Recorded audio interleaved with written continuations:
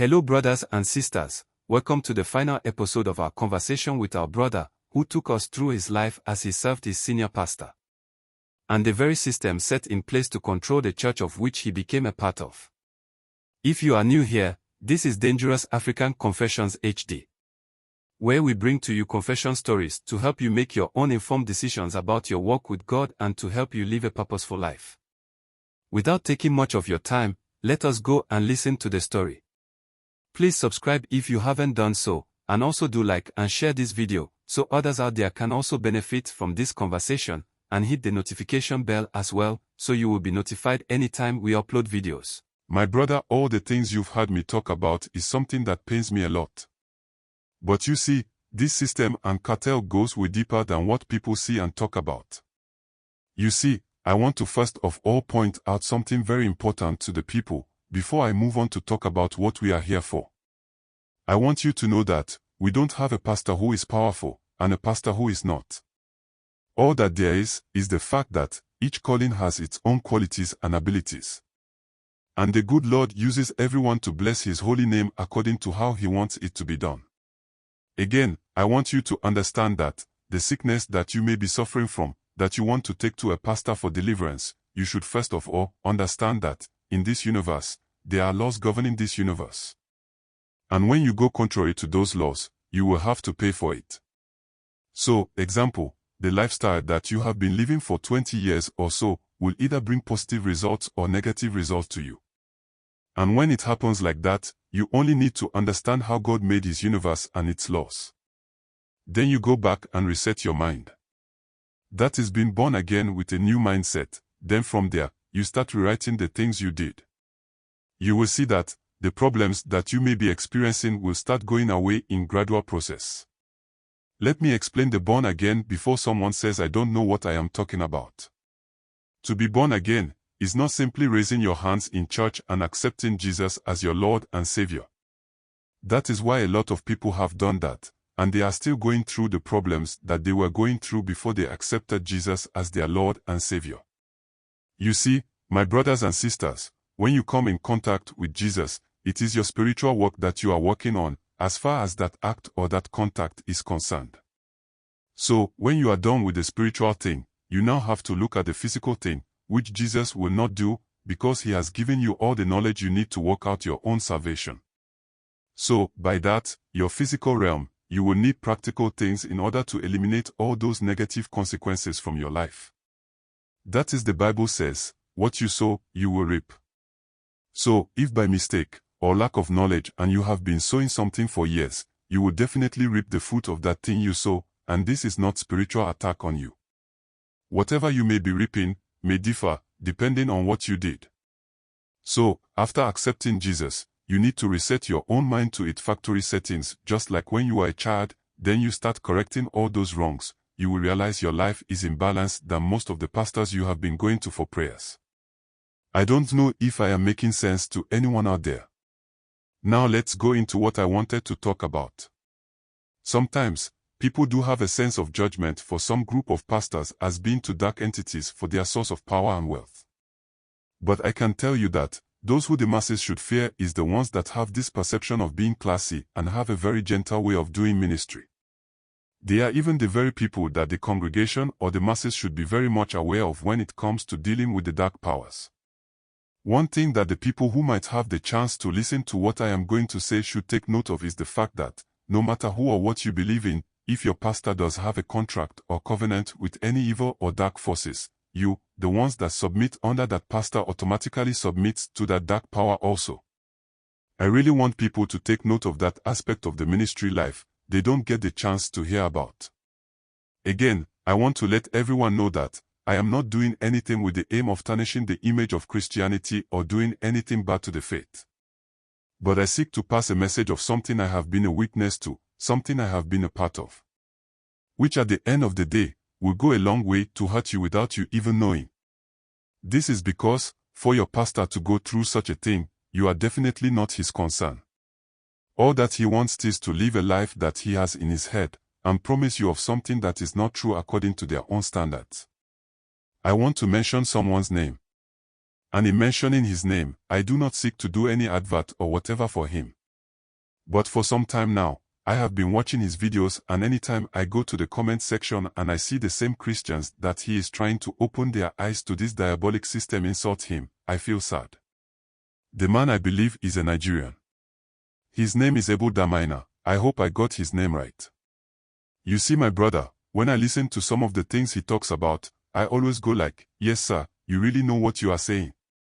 Because for me to have been in it, and hearing him reveal some of the things out like that, I felt it, when he said he wants people to understand the basics of Christianity and how the pastors are using the same scriptures to build empires for themselves at the expense of the poor believers who do not know what he knows and will go to the extent of insulting and calling him names. I am not saying everything he says is the truth, because I have not been around him and the people he once worked with. But like I said, based on my journey in the ministry and having gone across some of the African countries with my senior pastor, I always felt the truth when he talks. Sometimes I will plead with you all that you shouldn't be quick to judge people when they talk, and it is about someone that you feel you are connected with or love. They may have a certain knowledge that you do not have. Now, with that being said, I didn't come here to promote anyone. I wanted to just state the facts as they are. He is someone that I see talking the truth. And all the pastors attacking him from left to right, I may not have been in contact with them directly, but I know they have something up their sleeves. You see, aside the manipulation and the system of these pastors to make sure they always get what they want, some of them also consult dark energies and powers for protection. And also, some goes for what they call crowd pull magic or power. What that does is that they now start the church, and within some short period, you will see people topping to that church, as if they didn't have somewhere they were worshipping before. You see, my brother, whenever they go for the dark rituals, they build a connection to the spirit realm, and with the dark forces they make their covenant with. And those covenants, they have negative consequences on the pastors and the congregation as well. You see, by this time in my life, I was more like a brother of some sort. Even though I was under him, he didn't treat me like one of the other pastors. I was everywhere with him. So, as I had been drawn deeper into my senior pastor's word, I started to uncover the final piece of the puzzle, the darkest secret of them all. The things I had witnessed so far, the manipulation of the congregation's faith, the exploitation of their fear, and the use of false miracles and prophecies, had all been leading towards something much more sinister. Which is, the dark rituals that connected the pastors to forces far beyond what they let on. It was this time that I came to the realization that, for most of the senior pastors and prophets across the continent, spiritual power was not just something that could be gained through prayer or faith alone. So, they will come and encourage the congregation to pray and fast. But for them, they will be doing other things to enhance their spiritual powers. To them, to maintain dominance, to ensure that no one in the congregation could outshine the church or challenge their position in the spirit realm, one had to invite power from sources outside the realm of God.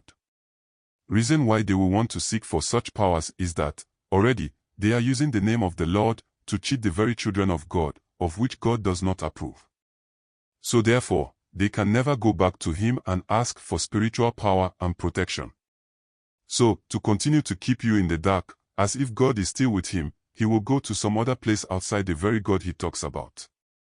And it is through these dark rituals that the true depth of the senior pastor's influence over the churches and their followers was revealed. I knew about some pastor having to go out of the God we serve for power. But it wasn't until I got too close to my pastor that I realized a lot of the people out there that we revere are all a part of these things. If you doubt, which I certainly do not have any problem about. If you know someone that you trust will be very much honest with you and works closely to your pastor, begin to have your own way of having to engage them in a conversation. Gradually you will start understanding things that the ordinary church member will never know until he or she dies. My knowledge into these dark powers came when I was introduced to it by my senior pastor. My brother, the first ritual I was introduced to took place in the church's basement, a dimly lit, secluded space where only the senior pastor and a select few of other pastors in his inner circle were allowed to enter. That was when I realized that, when it came to dark rituals and serving dark powers, my senior pastor was one of the leaders that other pastors revered. You see, It was a far cry from the warm and welcoming sanctuary where the congregation would gather for Sunday service. This was a place where the true power, as they call it, was cultivated, a place where they could connect to the spiritual forces that they believed would protect them and give them control over the lives of the people in the congregation. My pastor had warned me that once I had been initiated into this inner circle, I would have to leave behind any doubts or misgivings. There was no turning back.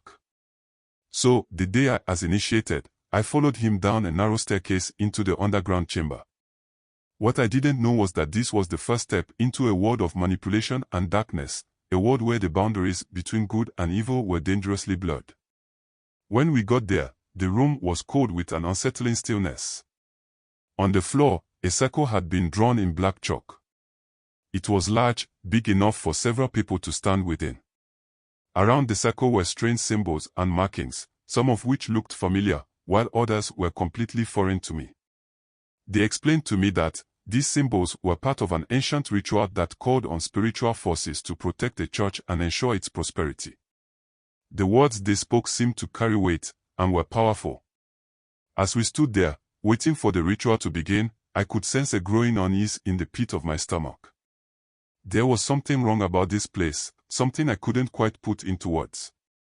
Yet, everyone there was calm. As my senior pastor's eyes focused as if he had done this countless times before. He called upon the spirits, summoning powers that, according to him, would ensure that no one could challenge the church's influence, both spiritually and physically. The ritual involved chanting, the lighting of candles, and the burning of incense that filled the air. In the center of the circle, an altar had been set up, an altar upon which were placed several strange objects, an old book, and an assortment of crystals. But as the ritual continued, the room seemed to pulse with an energy that was foreign, unsettling, and wrong. Then, as the senior pastor raised his hands toward the ceiling and uttered a final incantation, the atmosphere in the room shifted. It felt as if the very air had thickened. And the shadows in the corners of the room seemed to deepen, moving in ways that defied logic. That night, I learned that the senior pastor had made a pact, an agreement with dark spiritual forces in exchange for power, wealth, and influence. The ritual was designed to bind these spirits to the church, to make sure that no matter what, the church's dominion would be unchallenged in the spiritual realm. They believed that by invoking these forces, they could control the outcome of their services, influence the minds of their followers, and protect their position as spiritual leaders. The sad part is that, as I delved further into this world, I realized that these rituals weren't just about the pastors gaining power, they were also about binding the congregation. Every ritual, every incantation, and every sacrifice made was designed to tighten the grip the pastors had over their followers.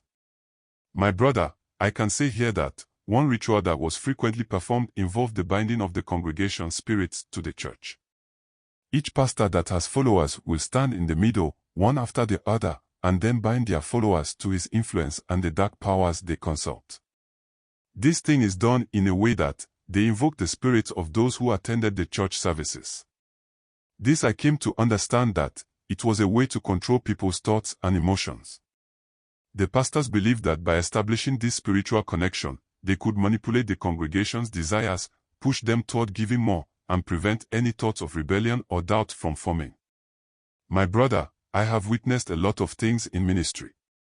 Something that growing up, I felt was a holy thing to find yourself with, I grew up to realize that it wasn't as I thought.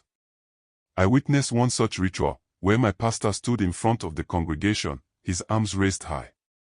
He spoke of visions he had received in private, telling the church that God had revealed specific sins or struggles of certain individuals. He called them out by name, detailing their hidden burdens, and encouraging them to come forward for him to pray for them. What the congregation didn't know was that he and his inner circle had been using the dark ritual to listen in on the spiritual lives of the members. Through this ritual, they believed they could see into the hearts of the congregation, manipulate their desires, and control their decisions.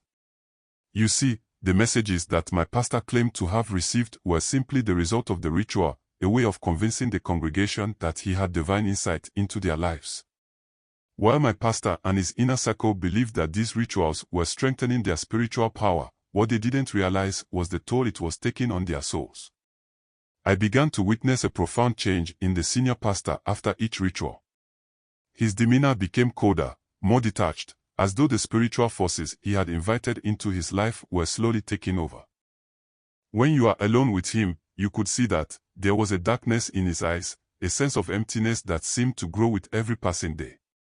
But when he comes to church, he goes all out, as if he is not the person you saw alone. As the rituals intensified, so did the negative effect on the congregation. While the pastors grew richer and more powerful, the spiritual lives of the members withered. People who had once been vibrant and full of faith began to feel spiritually drained. Many people who had attended the church for years started to experience inexplicable health problems, financial setbacks, and emotional turmoil. And yet, many of them remained loyal, convinced that their trials were simply tests of faith, not knowing that there is a ritual that were taking a toll on their spirits. They had been bound by the ritualistic manipulation of their faith, their hopes, and their beliefs. Looking at all these things, I decided to walk away from all this manipulation and dark powers. So, I say that, sharing this with anyone that comes close, is something I am happy to do. Because, I know just as I have been a part of such diabolic things, I must try my best to set people free by spreading this message. Thank you for your time, and I pray everyone will come to know Christ as Christ wanted it to be done. Don't forget to please subscribe, share and like our videos. Kindly hit the notification bell so you will be the first to get notification to our videos when we upload. All I will say again is that, stay grounded, stay prayerful, and stay vigilant. I hope this message encourages you to be discerning in your journey in life. Thank you for watching, and remember, life is too short to make choices you regret forever. We shall meet again in the next video.